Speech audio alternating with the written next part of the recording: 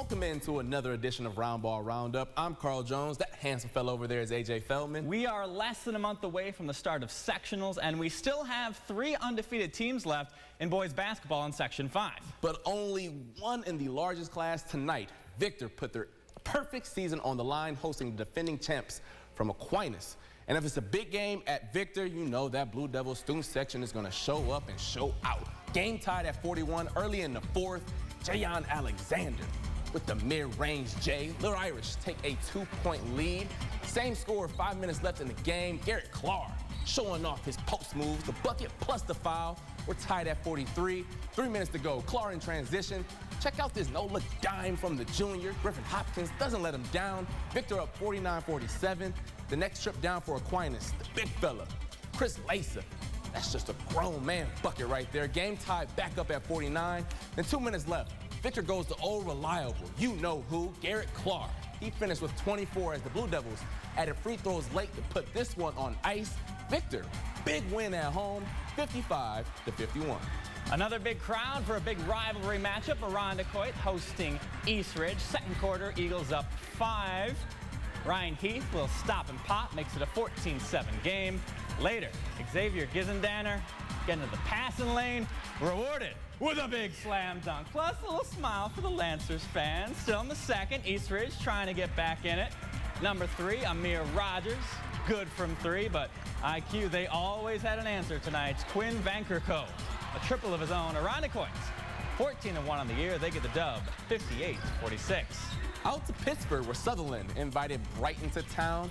2 minutes left in the half. Knights up 4. Dutch Pretorius declining shots like my debit card at the Cheesecake Factory. Hey, it's been some hard times for your boy, all right? 50 seconds remaining before the break. Sam Pistinelli to Everett Wilcox. Trey Ball, corner pocket. Knights go up 10. Then time winding down. Pistinelli, a little crossover, pull up, drank. Sutherland led 37-25 at the break, and they never looked back as they grabbed the dub, 71-63. I want to know why you're going to the Cheesecake Factory. Mendon, hoping for a similar fortune on the road at Thomas. However, in the 4th, down by double digits, Mike Bishoping, the pull-up, trying to get the Vikings back in it, 13 points down. However, the Titans closing out. Sean Linder to Sean Mason in stride deep. Ken Dorsey take notes. Then on the defensive side, Mendon driving, Jackson Mulcahy swatting.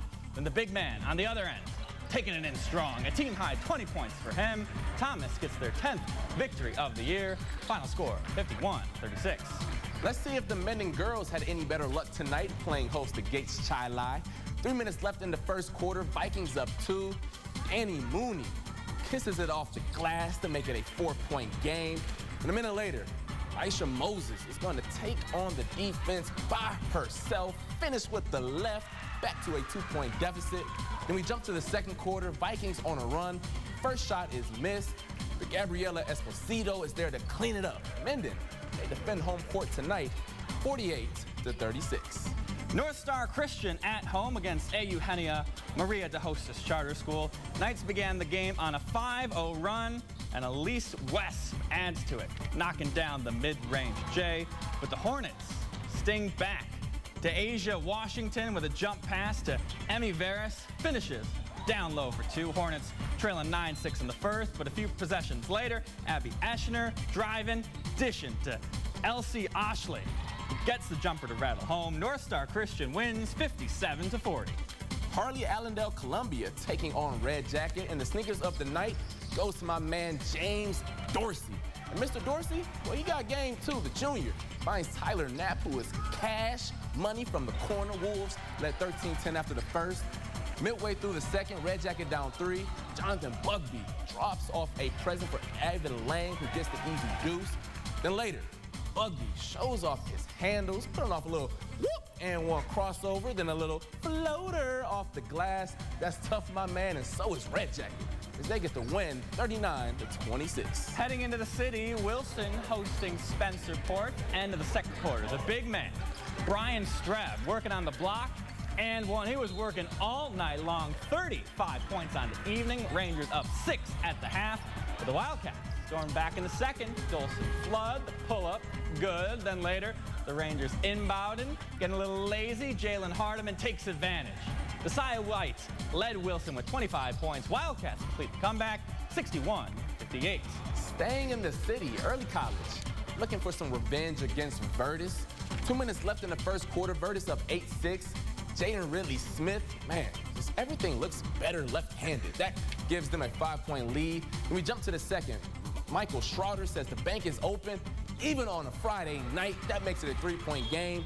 Then later in the frame, Amir Fulton finds the freshman Talha Ali for the wide-open triple. Virtus, they grabbed their third victory in a row, 81-46. And finally, Franklin off their big win over Aquinas, looking for the same against Edison Tech. Third quarter, Bulldogs up 13. Danny Williams to Sean Goins.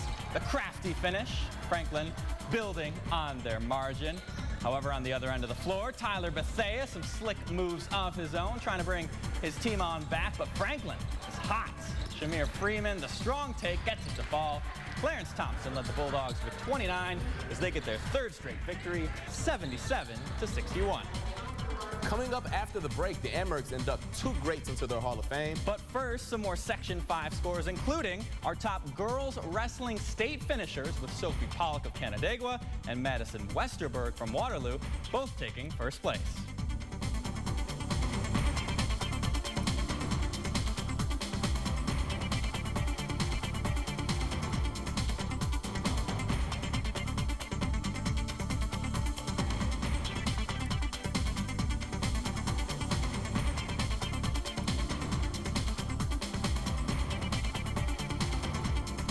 Coming up next week on Roundball Roundup, plenty of great games. On the boys' side, a stellar city showdown between Monroe and East, plus Thomas and Schrader battle in a crosstown showdown. And on the girls' side, the Titans clash as Schrader squares off against Penfield. That's a good one, plus another rivalry game between Sutherland and Mendon. But that will do it for us tonight. Tomorrow, the Sabres look to make it 6 wins in a row, plus the Orange look to bounce back from Tuesday's heartbreaker as they battle Virginia Tech.